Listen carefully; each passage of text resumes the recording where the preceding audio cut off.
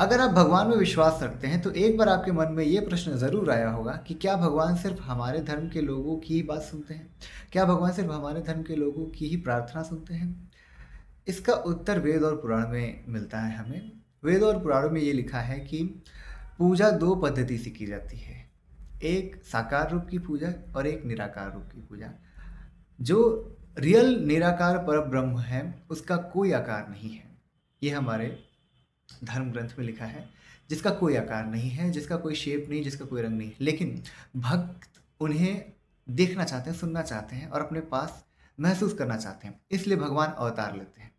तो यदि कोई निराकार रूप की भी पूजा कर रहा है तो इसका मतलब वो ईश्वर, उस आत्मा, उस शक्ति परमात्मा को भज रहा है, को जप रहा है, और वो परमात्मा निराकार रूप में उनकी बात सुनती है। वो चाहे किसी भी धर्म का हो, किसी भी जाति का हो, क्योंकि इंसान को तो, हर एक जीव को भगवान ने ही बनाया है और भगवान तो एक ही है।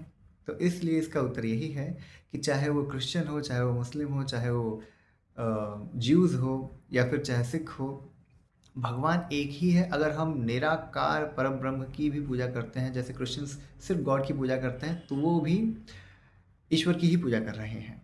और हिंदू में भी बहुत सारे ऐसे लोग हैं जो मूर्ति पूजा नहीं करते हैं, तो वो भी परब्रह्म की ही पूजा कर रहे हैं।